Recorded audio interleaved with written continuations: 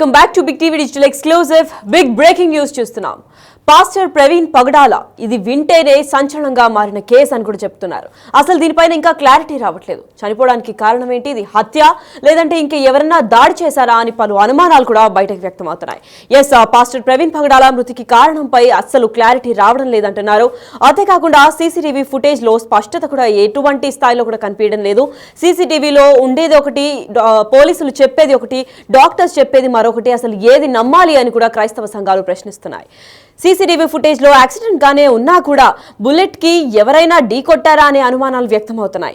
అసలు first doubt ఏంటంటే బండి స్కిడ్ అయిందా లేదా ఎవరైనా ఢీ కొట్టారా అని క్వశ్చన్ రేస్ అయింది. దాని తర్వాత అసలు పెదం కట్ అయ్యేలాగా దెబ్బ ఎలా తగిలింది, హెల్మెట్ పెట్టుకున్నా సరే ముఖానికి అంత పెద్ద గాయం ఎలా అయ్యింది అని కూడా డౌట్స్ వస్తున్నాయి. అంతేకాకుండా ఎడమ కాలి తొడ దగ్గర గాయం ఎలా అయ్యింది, చిన్న గాయాలకే ప్రాణం పోతుందా అని కూడా అడుగుతున్నారు. నిజంగా అంత పెద్ద డ్రాస్టిక్ యాక్సిడెంట్ అయితే బట్టలు చినిగిపోయి రక్తాలు చిమ్ముతూ ఉండాలి, కానీ బాడీ పైన ఎటువంటి తీవ్ర స్థాయిలో గాయాలు లేకుండా తను మృతి చెందాడు. అంతేకాకుండా లాస్ట్ కి అంత లోయలో పడితే తన పైన బండి ఉంది, బండి ఫస్ట్ పడిపోయి బాడీ ఎక్కడ ఉండాలి, కానీ అసలు ఎవరో ప్లాన్ చేసి అలా పెట్టినట్లు ఏంటిది అని కూడా క్రైస్తవ సంఘాలు క్వశ్చన్ చేయడం స్టార్ట్ చేశాయి. ఇది ప్రవీణ్ పగడాల మృతి పైన కేసు ఒక్కటే కాదు, క్రైస్తవ సంఘాలు మాత్రమే కాదు, మొత్తం ఇండియా షేక్ అవ్వాల్సిన న్యూస్ అని కూడా చెప్పుకుంటూ వస్తున్నారు. ఎందుకంటే ఇలాంటి ఒక కేసుని ఎప్పుడు చూడలేదు. ఎందుకంటే అది యాక్సిడెంట్ లాగా చిత్రీకరిస్తున్నారా లేదంటే నిజంగానే యాక్సిడెంట్ జరిగిందా అన్న కోణంలో కూడా అనుమానాలు వ్యక్తం అవుతున్నాయి. ప్రవీణ్ పగడాల మృతిపై క్రైస్తవ సంఘాలు కూడా అనుమానాలు వ్యక్తం చేస్తున్నారు. దాంట్లో పలు డౌట్స్ కూడా వాళ్ళు క్వశ్చన్ చేస్తున్నారు. డౌట్ నెంబర్ 1 ఏంటి అంటే, బండి ఎందుకు దెబ్బ తినలేదు? ఒకవేళ ఇంత పెద్ద యాక్సిడెంట్ జరిగి నిజంగా అంత ప్రాణాలు పోయే స్థితిలో ఉంటే బండి చిన్న యాక్సిడెంట్ కి బండి రాక్కుంటూ వెళ్ళిపోయి అక్కడ స్క్రాచెస్ అన్ని కూడా బండి పైన, హెల్మెట్ పైన, బాడీ పైన కనిపిస్తూ ఉంటుంది.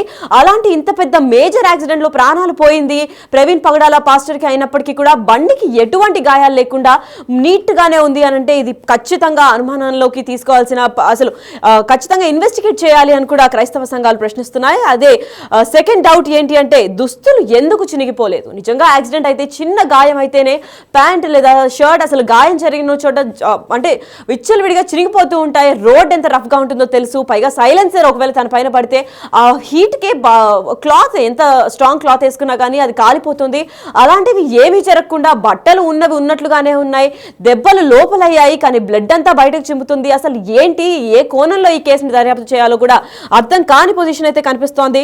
అసలు బండిని తీసుకెళ్లి కింద పెట్టినట్లు ఎందుకు ఉంది? నిజంగానే అలా పడిపోయింటే బండి ఒక చోట, బాడీ ఒక చోట ఉండాలి, కానీ బండి తన పైన ఎలా ఉంది, ప్రాపర్ గా తన పైన బండి పెట్టినట్టు ఎలా అలా ప్లాన్ ఎలా చేశారు అని కూడా తీవ్ర స్థాయిలో డౌట్లు వెలువెత్తుతున్నాయి. అంతేకాకుండా హెల్మెట్ ఉండగా ముఖంపై అంతటి గాయాలు ఎలా అయ్యాయి? ఎందుకంటే హెల్మెట్ ముఖం పైన గాయాలు కాకూడదని లేదంటే బ్రెయిన్ కి ఏం దెబ్బ తగలకూడదని హెల్మెట్ పెట్టుకుంటూ ఉంటారు. ఆ బండిలో సీసీటీవీ ఫుటేజ్ లో కూడా క్లియర్ గా కనిపిస్తుంది తను హెల్మెట్ పెట్టుకున్నారు, వెనకాల ఒక బ్యాగ్ ఉంది, అన్ని పెట్టుకుని జాగ్రత్తగా మెల్లగా నడిపించుకొస్తున్నా, కానీ ఇంత దారుణానికి ఎలా పాల్పడ్డారో, అసలు ఇంత దారుణం ఎలా జరిగింది? ఒకవేళ అంత డ్రాస్టిక్ యాక్సిడెంట్ అయితే బండికి దెబ్బలు ఉండాలి, బట్టలు చినిగిపోయి ఉండాలి, హెల్మెట్ పెట్టుకున్న తర్వాత ముఖానికి ఫేస్ కి గాయాలు కాకుండా ఉండాలి, కానీ ఎలా అయ్యింది అని కూడా క్వశ్చన్స్ రేస్ అవుతున్నాయి. అయితే ఇదే నేపథ్యంలో ప్రమాద ప్రాంతంలో చెక్క ముక్క అయిన తర్వాత దానిపై రక్తపు మరకలు ఎలా అయింది అంటే, ఇప్పుడు బండి పైన రక్తపు మరకలు వస్తే గాయాలు కూడా ఉండాలి, గాయాలు లేకుండా అంతటి రక్తపు మరకలు ఎలా వచ్చాయి? ఎవరో నిజంగా చిత్రీకరించినట్టు హెల్మెట్ లోపల రక్తం బ్లడ్ క్లాట్ అయి ఉంది, అంతేకాకుండా ట్యాంక్ పైన బ్లడ్ ఉంది, విపరీతంగా బ్యాక్ టైర్ పైన బ్లడ్ ఉంది, సీట్ పైన కూడా బ్లడ్ ఉంది. ఎవరో ఇది ఖచ్చితంగా చిత్రీకరించి బ్లడ్ అలా పోసేసి వెళ్ళినట్టే అనిపిస్తుంది, కానీ గాయాలు బయట షో అప్ చేయకుండా లోపలనే గాయాలైతే ఇంతటి బ్లడ్ ఎలా చిమ్ముతుంది? పైగా హెల్మెట్ పెట్టుకున్న వాళ్ళకి పెదం ఎలా కట్ అవుతుంది అని కూడా క్వశ్చన్స్ రేస్ అవుతున్నాయి. అంతేకాకుండా బండి హెడ్ లైట్ పైన దాడి చేశారా అని డౌట్స్ ఎందుకు వస్తున్నాయంటే, దాడికి ముందే హెల్మెట్ పైన అదేమి దెబ్బలు కూడా లేకుండా హెడ్ లైట్ పైన కూడా దాడి చేసినట్టు కనిపిస్తోంది. హెడ్ లైట్ ముందు నుంచే ఇబ్బందిగా ఉంది అనుకుంటే సీసీటీవీ ఫుటేజ్ లో కూడా హెడ్ లైట్ ని చూసుకున్నట్లయితే ముందుగానే లైట్ ప్రాబ్లం వచ్చినట్టు ఉంది. సో ఇప్పుడు అసలు ఏమైంది, దీనిపైన క్లారిటీ అందరూ కూడా క్వశ్చన్ చేయాల్సిన సమయం అయితే ఆసనమైందని చెప్పుకోవాలి. అసలు మొత్తం ఇది మర్డరా లేదంటే నిజంగానే యాక్సిడెంట్ అయిందా అన్న దానిపైన క్లారిటీ ఎవరు ఇవ్వట్లేదు. పోలీసులు ఒకటి చెప్తున్నారు, సీసీటీవీ ఫుటేజ్ ఒకటి చెప్తుంది, పోస్ట్ మార్టం రిపోర్ట్ తర్వాతే ఏది క్లారిటీ అనేది అయితే క్లారిటీ రావాల్సింది ఉంది. ప్రస్తుతం దీనిపైన మరింత సమాచారం మా ప్రతినిధి శంకర్ అందిస్తారు. ప్రముఖ పాస్టర్ ప్రవీణ్ పగడాల మృతి పట్ల అయితే నిన్నటి నుంచి కూడా ఒక సందిగ్ధత నెలకొంది. ఈ నేపథ్యంలోనే అనేక అనుమానాలు వ్యక్తం చేస్తున్నారు. అయితే ఈ నేపథ్యంలో ప్రముఖ మోటివేషనల్ స్పీకర్ అయితే మహమ్మద్ షఫీ కూడా ఇక్కడ హాజరయ్యారు. ప్రస్తుతం మనతో ఉన్నారు షఫీ గారు. షఫీతో మాట్లాడే ప్రయత్నం చేద్దాం. సార్ చెప్పండి, అసలు ఇక్కడ రావడానికి కారణం ఏంటి? అసలు ఈ మృతి పట్ల ఏమైనా అనుమానాలు మీకు ఏమైనా ఉన్నాయి? సార్, రావడానికి కారణం ఏంటంటే వారు దైవ సేవలో ఉన్నారు, దేవుని వాక్యం ప్రజలకు చెప్పే క్రమంలో ఉన్నారు. ఆధ్యాత్మిక ప్రపంచంలో నాకు ఒక సన్నిహితమైనటువంటి పరిచయం ఉంది. రండి సార్. సన్నిహితుడి నుండి ఎప్పుడైతే విషయం తెలిసానో తట్టుకోలేకపోయాను సార్. యాక్చువల్గా ఇది ఎవరో ట్రోల్ చేస్తున్న విషయం అయితే మంచుకుంటూ అని అనిపించింది నాకు ఈ పోస్టర్ చూసిన తర్వాత న్యూస్ చూస్తే అర్థమైంది లేదు ఇది నిజమే, ప్రమాదవశాత్తు చనిపోయారన్న విషయం తెలిసిన తర్వాత కొన్ని విషయాలు తెలిసి వచ్చాయి. విజయ్ కుమార్ గారి ద్వారా తెలిసిన విషయం ఏంటంటే ఇక్కడ రెండో కోణం కూడా ఉంది. ఇక్కడ నా పన్నాగం ప్రకారంగా ఏదైనా జరిగి ఉండే అవకాశం ఉందన్న విషయం కూడాను ఎప్పుడైతే తెలిసిందో నాకు చాలా బాధ అనిపించింది. అంటే ఇలా కూడా ఒక అవకాశం ఉందా? తర్వాత నేను అనుకున్నాను లేదు, ఖచ్చితంగా నేను వెళ్ళాలి. ప్రవీణ్ పగడాల గారి విషయంలో ఏదైతే జరిగిందో అది కుట్ర కోణంలో ఏదైనా జరిగి ఉంటే మాత్రం న్యాయం కోసం పోరాడేంతవరకు నేను నిలబడాలన్న ఆలోచనతో ఇక్కడికి వచ్చాను. అనుమానం ఏమైనా ఉందా అంటే మనం చెప్పలేం. ఖచ్చితంగా అనుమానాలు చాలా మంది వ్యక్తం చేస్తున్నారు, వారు చేస్తుంటారు, వీరు చేస్తుంటారు. ఎవరన్నది ఖచ్చితంగా మనం ఇప్పుడు చెప్పడం కరెక్ట్ కాదు. అది ప్రమాదంతో యాక్సిడెంటల్గా జరిగింది అయి ఉంటేనే మంచిదన్న నా మనసు కోరుకుంటుంది. అలా కాకుండా ఇంకేదైనా కోణంలో జరిగి ఉంటే మాత్రం ఖచ్చితంగా మనం అందరం కలిసి మనం పోరాడతాం. ఇంతమంది క్రైస్తవులు సంఘ కాపరులందరూ ఇక్కడ ఏకమై ఉండడం నిజంగా చిన్న విషయం కాదు ఇది. ఎందుకంటే ప్రవీణ్ పగడాల గారి వ్యక్తిగత జీవితం గురించి మాట్లాడుతుంటే నేను విన్నాను. వాటిలో ఉన్నటువంటి హ్యుమానిటేరియన్ గ్రౌండ్స్ ఏవైతే ఉన్నాయో, అంటే ప్రజలకి సేవ చేయాలనే ధోరణితో వారి జీవితం గడిపిన విధానము, వారిలో ఉన్న మంచితనము, ఎంత గొప్ప స్థాయిలో ఉన్నా కానీ అణిగిమణిగి ఉండడం, అంటే బేసిక్ ఇవన్నీ కూడా చూస్తుంటే ఒక మంచి వ్యక్తిని కోల్పోయామన్న బాధ కలిగింది. నిజంగా అలాంటి వారు అనేక మందికి రోల్ మోడల్గా ఉన్నారు. ఇది జరగకూడనటువంటి సంఘటన.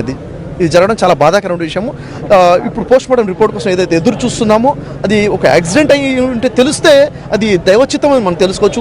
పొరపాటున ఏదైనా జరిగితే మాత్రం ఖచ్చితంగా దానికోసం we stand for justice.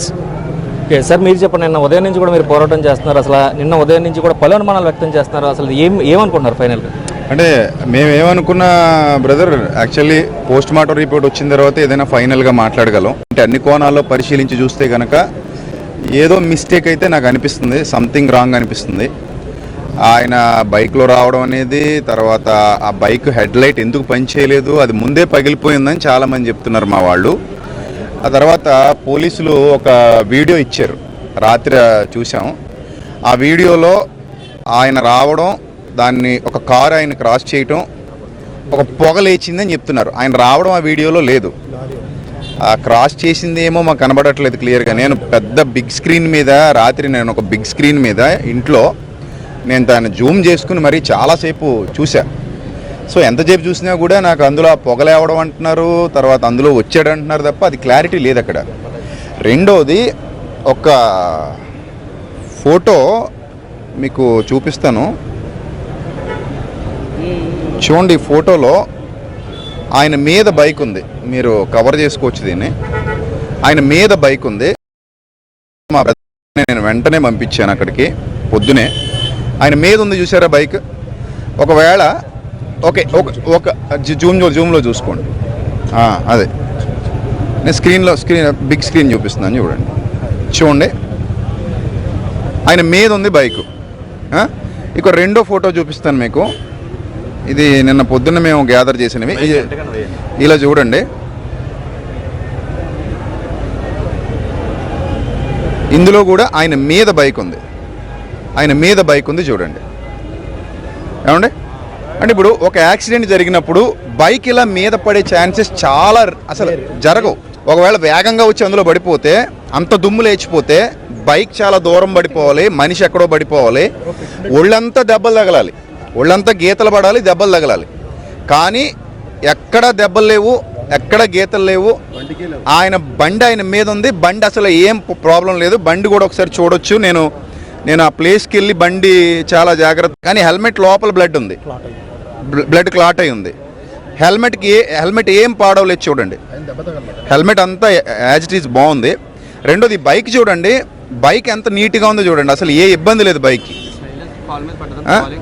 So ఆయన మీద బండి ఉన్నప్పుడు సైలెన్సర్ ఎంత వేడిగా ఉంటుంది, ఖచ్చితంగా డ్రెస్ కాలిపోలేదు. ఇప్పుడు రాత్రి నేను అడిగితే రాత్రి ఏం చెప్తున్నారంటే ఇది యాక్సిడెంట్ అనే ఫిక్స్ అయిపోయారండి అని నాకు ఒక పెద్ద రిపోర్టర్ గారు చెప్పారు. ఆ ఛానల్ పేరు నేను చెప్పను, కానీ ఒక పెద్ద రిపోర్టర్ గారు నాతో టచ్లో ఉన్నారు. నాకు ఏం చెప్పారంటే, సార్ ఇది యాక్సిడెంట్ అని అందరూ ఫిక్స్ అయిపోయారు సార్, రేపు మీకు అదే చెప్తారు సార్ అంటున్నారు. అంటే పోస్ట్ మార్టం జరగకముందే ఫిక్స్ అయిపోయారు, రేపు అదే చెప్తారు అంటున్నారంటే మరి దాన్ని మేము ఎలా అర్థం చేసుకోవాలో నాకు అర్థం కాలేదు. అది తర్వాత విషయం ఏంటంటే, ఆయన ఒంటికి కొంచెం బురద అంటుకున్నట్టుగా కనిపిస్తుంది. మీరు ప్లేస్కి వెళ్ళి చూడండి, అక్కడ నుంచి 100 మీటర్ రేడియస్లో ఎక్కడా మీకు బురద కనబడదు. ఆయన పడిపోయిన ప్లేస్ చూడండి, ఆ చుట్టూతో ఎక్కడ మీకు బురద కనబడదు, డ్రైగానే ఉంది, అదంతా ఆకులతో ఉంది. సో ఇప్పుడు ఫేస్కి అంత బలంగా దెబ్బ తగలడానికి ఏ ఆబ్జెక్ట్ ఉంది అక్కడ? That is main important. మనం ఆలోచించాల్సినటువంటి ఫస్ట్ పాయింట్ అది. రెండోది, మీ అందరికీ తెలుసు, రీసెంట్గా అంటే కొంతమంది ఇది ఇలా మాట్లాడుతున్నారు అంటున్నారు, కానీ ఒక పాయింట్ నేను చెప్తాను. రీసెంట్గా క్రైస్తవులందరూ ఏకమై ఇదే రాజమండ్రిలో ఒక వ్యక్తి మీద కంప్లైంట్ ఇచ్చారు. అతను అనుచిత వ్యాఖ్యలు ఇస్లాం సమాజం మీద కానీ క్రైస్తవ సమాజం మీద కానీ ఇప్పుడు దుమ్మెత్తి పోస్తూ తిరుగుతున్నాడు అని. ఈయన కూడా ఆ కంప్లైంట్తో ఏకీభవిస్తూ నేను కూడా మీతో పాటు వస్తానని చెప్పినట్టుగా మాకు సమాచారం ఉంది. అంటే నేను వస్తే నేను కూడా మీతో పాటు స్టేషన్కి వస్తాను, నేను కూడా మీతో పాటు మాట్లాడతానని చెప్పినట్టుగా సమాచారం ఉంది. అలాగే ఈయన ముందుగానే నామవరం వస్తున్నారని, అలాగే ఈయన ఇక్కడ బయలుదేరి రాబోతున్నారని ఇన్ఫర్మేషన్ ఉన్నట్టుగా కూడా సోషల్ మీడియాలో ఎవరో పోస్టులు పెట్టినట్టు తెలిసింది. సో దీన్ని అంతటినీ పరిగణనలో తీసుకొని మరి ఏం చేస్తారనేది మేము వేచి చూస్తున్నాం. మీరే ఆలోచించండి, ఇప్పుడు కామన్గా ఆలోచించండి, ఒక బైక్ అలా పడిపోయి మీద పడిపోద్దా? మీరే ఆలోచించండి. ఒకవేళ మీద పడిపోయేంత ఎత్తు ఎగిరి బైక్ పడిపోతే, బైక్ మనం మామూలుగా స్కిడ్ అయ్యి బండి దేక్కుంటూ వెళ్ళిపోతేనే ఆ హ్యాండిల్ గీతలు పడిపోద్ది కదా. పక్కనున్న నాకు పెద్ద డౌట్ ఎక్కడ వచ్చిందంటే, ట్యాంక్ మీదకి బ్లడ్ ఎలా వచ్చింది, సీట్ మీదకి బ్లడ్ ఎలా వచ్చింది, బ్యాక్ టైర్ మీదకి బ్లడ్ ఎలా వచ్చింది, ఈ కింద గాడ్ ఏదైతే ఉందో గాడ్ ఎలా బ్లడ్తో నిండిపోయింది. సో అది చాలా కూలంకషంగా ఆలోచించాల్సినటువంటి విషయం, చాలా లోతుగా దర్యాప్తు జరిపించాల్సినటువంటి విషయం. అందులోకి అంత బ్లడ్ ఎలా వచ్చేసింది? ఒకవేళ ముఖం పగిలిపోయి బ్లడ్ బయటకు వచ్చింది అనుకుందాం, బ్లడ్ ఎంతని చిమ్ముతుంది చెప్పండి మీరు? మొత్తం బైక్ అంతా బ్లడ్డిష్గా అయిపోవాల్సిన అంత చిమ్మేస్తుందా బ్లడ్? అంత బ్లడ్ బయటకు వచ్చేస్తుందా? అంత బ్లడ్ అలా అంటే ఒళ్ళంతా దెబ్బలు తగలాలి. ఇప్పుడు నాకు తెలిసి ట్యాంక్ తడిచిపోవాలి బ్లడ్తో అంటే, ఆయన ప్రైవేట్ పార్ట్స్ దగ్గర అయినా పగిలిపోతే బ్లడ్ రావాలి. పోనీ ట్యాంక్ తడిచిపోయిందంటే అక్కడంతా బాగానే ఉంది. మీద పడిపోయినప్పుడు అసలు ఒక్క చోట కూడా కాలిన గాయం లేదు. బట్టలు మాట్లాడేది శరీరం కాదు, బట్టలు కాలాలి కదా. ఇప్పుడు మన సైలెన్సర్ హీట్ ఎంత హీట్ ఉంటుంది? అది ఆ విజయవాడ నుంచి వస్తున్నారంటే ఎంత హీట్ ఎక్కిపోయి ఉండాలి సైలెన్సర్. అది మీద పడిపోయిందంటే బట్టలు కాలాలా వద్దా? సో మరి ఇవన్నీ మీరు ఆలోచించండి. ఇవన్నీంటా లేకపోతే కుట్రకోణం ఏమైనా ఉందా అనేది మీరు ఆలోచించి, మీరు ఇంకొక పాయింట్ ఏంటంటే, బిగ్ టీవీ తప్ప మిగిలిన టీవీలన్నీ మౌనవ్రతం పాటిస్తున్నాయి, ఎందుకు అర్థం కావట్లేదు. నిన్నటి నుంచి అశోక్ గారితో నేను మాట్లాడిన దగ్గర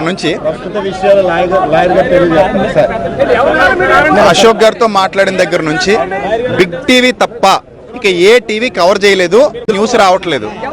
అంటే ఏంటి మరి ఏదైనా క్రైస్తవుల మీద వివక్ష, లేకపోతే పర్లేదులే అన్న ఆలోచన ఏ దృక్పథంతో చూస్తున్నారో మరి మాకు తెలియట్లేదు. ఇన్ని వేల మంది ఇక్కడికి వచ్చి నిలబడ్డారు, నిన్నటి నుంచి ఇన్ని వేల మంది ఇక్కడ ఉన్నారంటే అసలు మరి ఇష్యూ గురించి ఎంత సీరియస్గా ఆలోచన చేయాలి. సో వీటన్నిటిని పరిగణనలో తీసుకుని మీరు ప్రశ్నించాలని మీడియా తరఫున కోరుతున్నాను. 2 పాయింట్లు నేను మెయిన్గా హైలైట్ చేసేవి. 2 పాయింట్లు. యాక్సిడెంట్ జరిగింది సామాన్యమైన వ్యక్తికి కాదు, చాలా పెద్ద వ్యక్తికి అని నిన్న పొద్దున్నే మేము వచ్చి ఇన్ఫార్మ్ చేసేసాం. నిన్న పొద్దున్న మేము అందరం వచ్చేసరికి అందరూ అలర్ట్ అయ్యారు, చాలామంది పబ్లిక్ క్రౌడ్ మమ్మల్ని చూసి వచ్చారు. సో నేను, జాన్ వెస్లీ గారు, ఇంకా క్రైస్తవ నాయకులు, పెద్దలు చాలామంది వచ్చాం, ఇక్కడే ఉన్నాం. అప్పుడు స్పాట్కి ఒక్కరిని కూడా పంపించలేదు. స్పాట్లో అసలు ఎవ్వరు కూడా జాగ్రత్తలు తీసుకోలేదు. అక్కడ క్లూస్ టీమ్ వెళ్ళిందా లేదా, ఫోరెన్సిక్ వాళ్ళు వెళ్ళారా లేదో మాకు తెలియదు. అసలు వాళ్ళు వెళ్ళారో లేదో కూడా మాకు తెలియదు. అక్కడ ఎవరు పడితే వాళ్ళు పబ్లిక్ వస్తున్నారు, బైక్ ముట్టేసుకుంటున్నారు, హెల్మెట్ ముట్టుకుంటున్నారు, ఎలా పడితే అలా దాన్ని జరిపేస్తున్నారు. మరి ఒక పెద్ద వ్యక్తి అని మేము ఇన్ఫర్మేషన్ ఇచ్చినప్పుడు దాన్ని ఎంత జాగ్రత్తగా తీసుకోవాలి, ఎంత జాగ్రత్తగా దర్యాప్తు చేయాలి, అదొకటి నెంబర్ 1 పాయింట్. రెండోది, ఆ బ్యాగ్ ఏమైంది అంటున్నారు, దొరికింది ఎవరికైనా బ్యాగ్? అది ప్రవీణ్ అన్న బండి మీద వెనకాల కట్టుకున్న బ్యాగ్ టోల్ గేట్ లో కనబడుతుంది కదా, సీసీటీవీలో కనబడుతుంది. మరి అదే బ్యాగ్ యాక్సిడెంట్ స్పాట్ దగ్గర దొరికిందా అని అడుగుతున్నాను నేను. దొరికిందండి ఎవరికైనా? అది హలో నేను గారు, బ్యాగ్ దొరికిందా అన్నది ఆధ్వర్యంలో ఉంది. ఓకే, పోలీసు వాళ్ళ ఆధ్వర్యంలో ఉందట అది బ్యాగ్. మరి బ్యాగ్ పోలీసు వాళ్ళ ఆధ్వర్యంలో, ఫోన్ ఆధ్వర్యంలో ఉన్నప్పుడు బైక్ హెల్మెట్ వీటికి కూడా కొంచెం రక్షణ కల్పించి జాగ్రత్తగా క్లూస్ టీమ్ తీసుకొచ్చి వివరాలు సేకరించాలి కదా. అది వారి నిర్లక్ష్యమే కదా. అదొకటి మాకు బాధ కలిగించినటువంటి విషయం. రైట్. ఇప్పుడు నిన్నగాక మొన్న రాధా మనోహర్ దాస్ అనే వ్యక్తి మీద కంప్లైంట్ చేశారు. ప్రవీణ్ పగడాల గారు కూడా అందులో నేను సపోర్ట్ గా ఉంటాను, నేను కూడా కంప్లైంట్ చేస్తాను, అది నాకు కూడా బాధ కలిగించిందని చెప్పారు.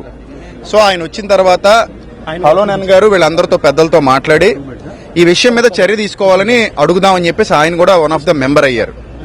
ఇప్పుడు పాయింట్ ఏంటంటే ఎంత వీక్ అయిపోతున్నారు ఇక్కడ అని అంటే, ఈ వ్యక్తి సదరు వ్యక్తి మరియమ్మ గురించి మాట్లాడతారు. చూడండి ఏమని మాట్లాడారు.